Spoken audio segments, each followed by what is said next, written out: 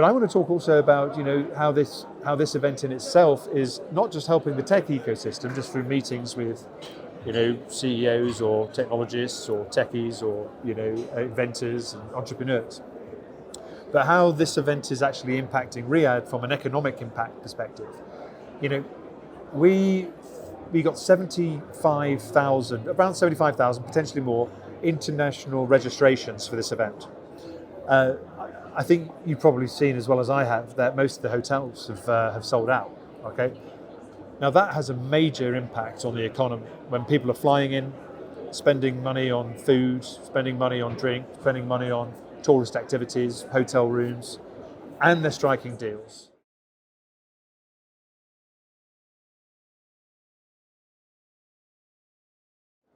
I think it's really important. You've asked me what is the importance of an event like LEAP for the tech ecosystem. Well, the ecosystem consists of many different facets. So is it important for the local investors?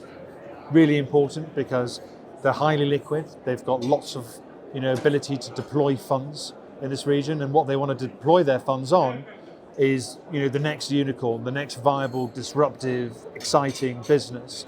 And we've got in the next ecosystem, part of the ecosystem, we've got about 700 startups for them to sort of invest in. And some of those startups, they're not just from Saudi Arabia, from around the different parts of the world. And they're in all different areas of technology, but they're also different stages of investment. So if you're here looking for, an early stage startup, or you're looking for something that's far more advanced and already has several years of trading history behind it, these are here, these are there. And they're finding investors. They're finding real, game-changing investors for them, which accelerate their business significantly.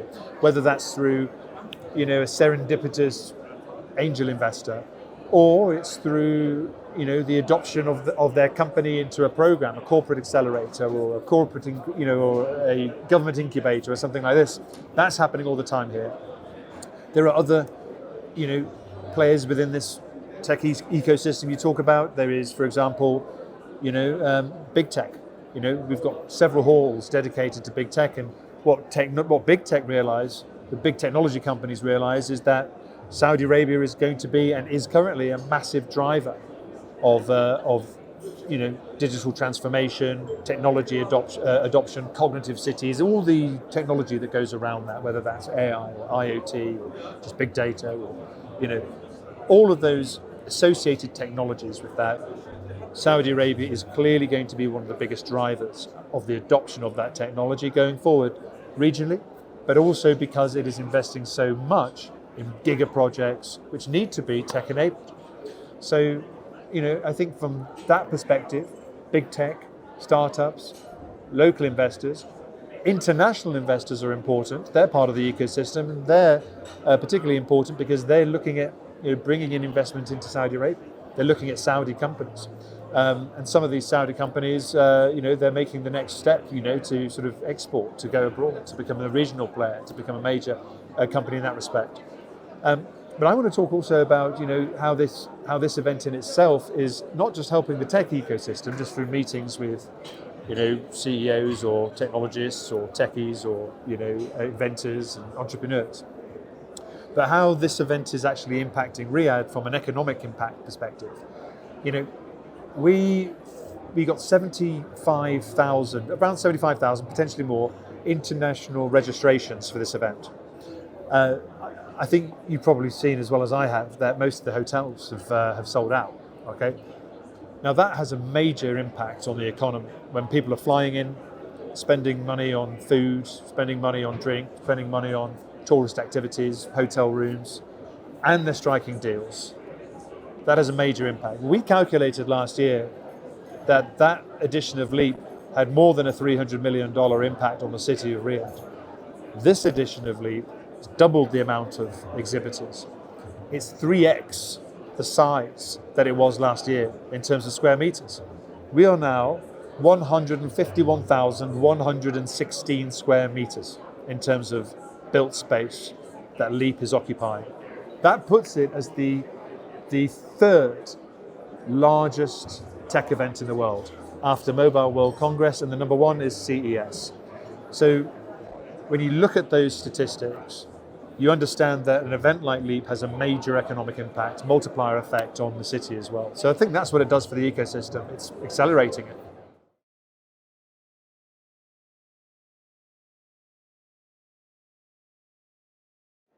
We benchmark ourselves against global events as well. We benchmark ourselves against CES as well. We benchmark ourselves against Mobile World Congress, against Web Summit, against Slush, against Viva Tech, against London Tech Week.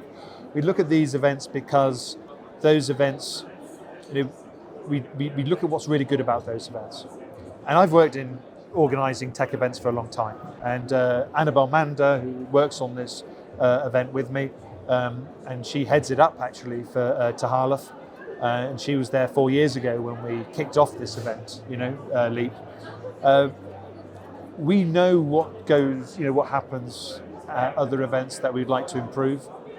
Okay, and so from a structural perspective, what we're delivering, what you'll see at LEAP that you see at some of those international events I talked about, but you don't see at others, is the strength in depth of its speaker faculty. And we put content first. And that's why, we have more speakers than most of those events do, but we also have a really strong, deep, I would say, thought leader base. So if you want to take it from the top, we've got, today we had the CEO of ServiceNow, the global CEO of ServiceNow, the global CEO and chairman of IBM, the global CEO of AWS. Okay, these are heavyweights in the industry, the CEO of UiPath. We've got coming later, we've got the global CEO of Ericsson, we've got the CEO and founder of Zoom, we've got the CEO of TikTok.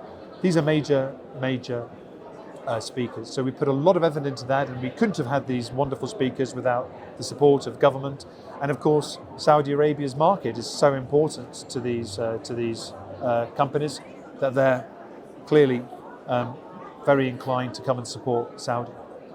So content's really important for us, but as well as that, we've seen in other aspects things that work really well at other shows. The Eureka Park, for example, at CES, that really works really well for that show. And we thought we want to have a big startup park like they have. And so we do. It's not quite as many as they have at CES, but it's growing year on year. It doubled almost in size year on year from the last edition. And I think probably, give it a few more years, we'll be, almost as large as CES in terms of the amount of startups. Certainly, I can tell you the quality of the startups is so strong here.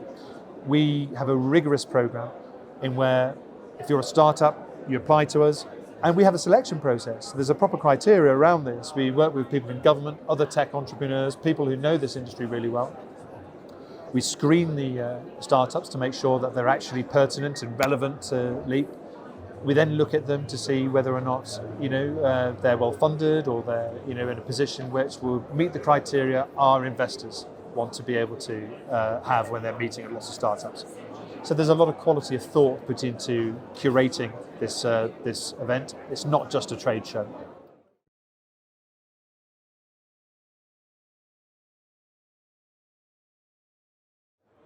Well, I don't know if we're the biggest tech event in the world. We're certainly largest on many measures. We're not the largest in terms of square meter, that's CES, but that's a consumer electronics show. It's quite different to what we're doing. Also, Mobile World Congress is a bit bigger in terms of square meters, but that's kind of led for the telecoms industry. So I think you're probably right in terms of, an event that is looking at emerging technology and that sort of investment in tech, and all across the horizontals of government and of business that could be potentially disrupted. Perhaps we are in terms of the scale. I know we're the most attended. How do we use technology here? Well, from simple things like we partner with the same company that does the wayfinding in shopping malls, so that when you want to find your way to another stand, it'll show you the quickest route and it'll give you the line to do it.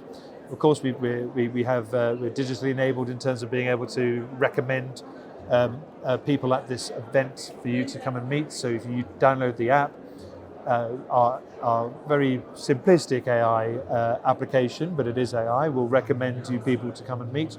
And you can then decide to follow that up and decide if you want to come and meet those people and get in touch with them. So we have an online matchmaking system that's done that way. We have another matchmaking system that's designed to bring startups and investors together. That's quite a sort of interesting application, because we have thousands of meetings done with startups and investors, and that definitely emanates in proper business happening afterwards. There are lots of success stories about companies that have been invested in because of Leap. But I think one really sort of interesting thing for us is how we leverage data, okay, to help expand Leap, to help Leap become better. And I know you're going to look for a technology solution to this, but actually we do this in the most traditional sense. I was brought up as in business as a conference producer, okay, and nothing beats proper old-fashioned market research with your end users, with your customers, with the people that attend this show in terms of what they want to see. Anything that's tech related, I don't think is ever going to be able to beat me and my team of producers who work with this, our team of marketers that work with this, picking up the phone, speaking with an expert, somebody who wants to come and attend our event, who lives in the world of technology, and asking them the questions, what would you really want to see from an event like this for you to go home and tell everyone it was brilliant? And then we ask them to elaborate on that. And we ask them again to elaborate on it. We keep doing that. And what that produces is inference. It gives us insight that you just can't pick up from news articles, you can't pick up from conversation online. And so we do thousands of research calls over the period of a couple of years in order to get a good understanding of who the right speakers are. Some tech events, they go online, they see who's speaking elsewhere, and they'll say, let's have her come and speak. What we do is we call up our partners, we call up people who attend the event, and we say, who's the most exciting person you've seen speak on this topic? Why are they exciting? Who's the most exciting person you work with in your company who's a real expert on this and who does a good speech? And then we start to build an idea, and some of these people have never spoken at a tech event before, but we get them to come. So we have a lot of original content at this event. You'll see a lot of people that speak at Leap who end up going to speak at other events. And sometimes, of course, we do get people that speak at other events coming to speak at ours, but it's always validated. And so that's a non-tech solution, which at the moment I can't see being disrupted by technology.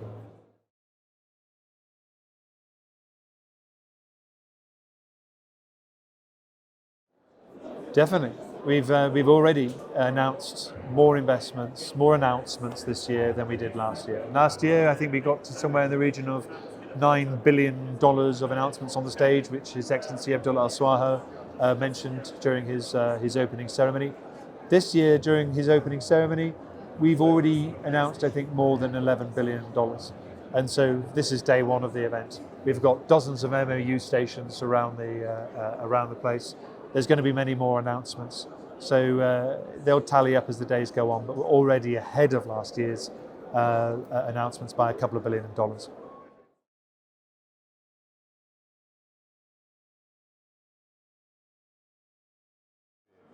Am I afraid of AI? No, because AI gives us the ability to understand more. It gives us better access to knowledge. How often, if you cast yourself back 20 years ago, 30 years ago, cast yourself back 30 years ago before search engines were ubiquitous, you'd get somebody in a meeting, or you'd get someone at a dinner or something like that, and they would be a know-it-all about a particular subject, and no one else would know about that subject. And when it's only till they got home and they looked in they looked in an encyclopedia or something, that they'd realise that the guy was talking nonsense. Okay, then you got the era where people started Googling facts. Well, now we've got the era where actually you can draw upon useful information that helps you, with a conversation, in a constructive way immediately. Completely immediately. Soon that information won't just be in text, it'll just be, probably be in a way which is actually, seamless in the terms of you being cognizant of it. And so the more you know, the more knowledge you have, the more you understand where somebody is coming from, the less you have to fear. We heard that on stage this morning, actually. You don't fear things that you understand fully. And I think access to knowledge and correct information, which AI will be able to give us very, very quickly, will certainly be a way of reducing things that we've got to be afraid of.